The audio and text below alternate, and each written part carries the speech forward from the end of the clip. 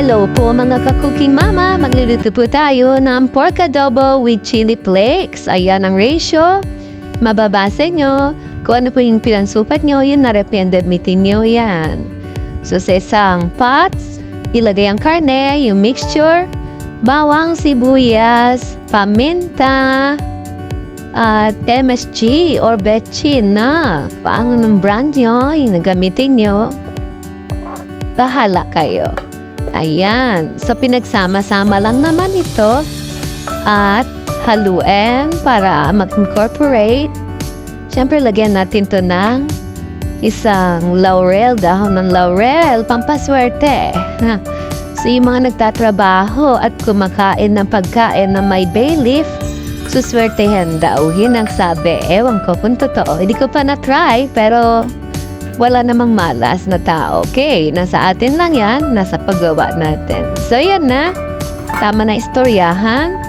Ay, takpan at pakuluan. So, yan, kumukulo na siya. Be sure na mag-tender yung ating karne.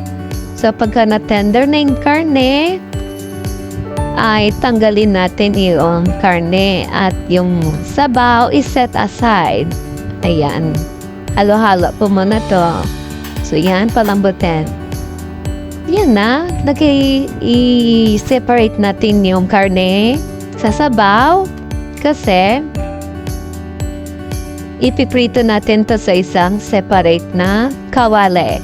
So, yan, tinatanggal ko yung karne or pork para ma-separate siya sa sabaw.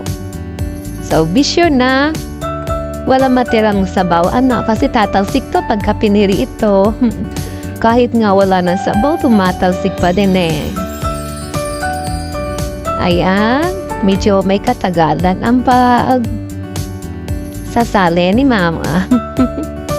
So, hindi naman ako masyado nagmamadali. So, yan na, hindi na dry maigi. Yan, dry natin maigi.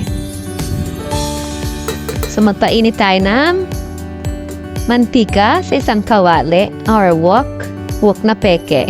Joke lang. So, yan, magpainit tayo ng konting mantika. Mga 3 tablespoon yan ang sukat niyan. Then, i-fried natin dito yung karne, yung baboy, yung pork. Yan. So, pagka painitin muna natin saglit bago natin ilagay yung ating pork na sineparate sa sabaw. Ayan. Be sure na tatakpan nyo ito, no? Para matalsikan nyo yung mga balat. Bukpo, ang sakit nito magtalsik. Dahil ang lalaki ng talsik nito ng antika.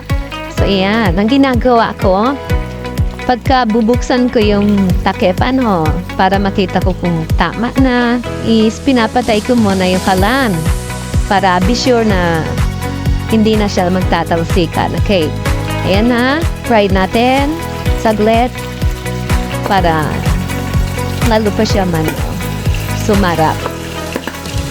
Ayan, naririnig niyo ba? Nagtatalsikan, ang lalakas ng talsik niya.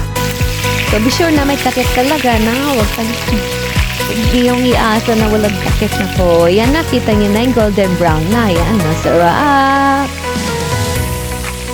So, pag pareho na, magkabilaan, naprito na. Ayan. Ginagawa ko is tin-turn ko. Then, ibabalik ko yung kalan niya. Yung isinde ng kalan niya. Ganyan lang. Ang hirap mag-Tagalog. Ang hirap mag-English. Hindi ako masyadong sanay. Ayan. Hindi ako makahagilap ng mga words na pan-describe. Ayan. So, both in English and Tagalog. Nahirapan ako magsalita. So, ayan. Naglagay na natin yung natirang sabaw. Then, pakuluan natin to hanggang sa magtiken at kumapit yung lasa. So, ayan lang. Dinagdagan ko to ng 2 teaspoon ng sugar at ng konting asin, kasi hindi pa siya masyado maalat. Nilagyan ko siya ng konting asin. At ito yung chili flakes, no? 1/2 tablespoon. So, 1 teaspoon lang siguro yun. So, ito yun na, ang lambot ko. Mas matigas pa yung ulo ng asawa nyo. Walang ka-effort ang pagsundot ko dyan. Ang lambot-lambot ng taba. So, yan ang finished product. Sana gusto niyo aking menu for today. Sana subscribe kayo sa aking channel.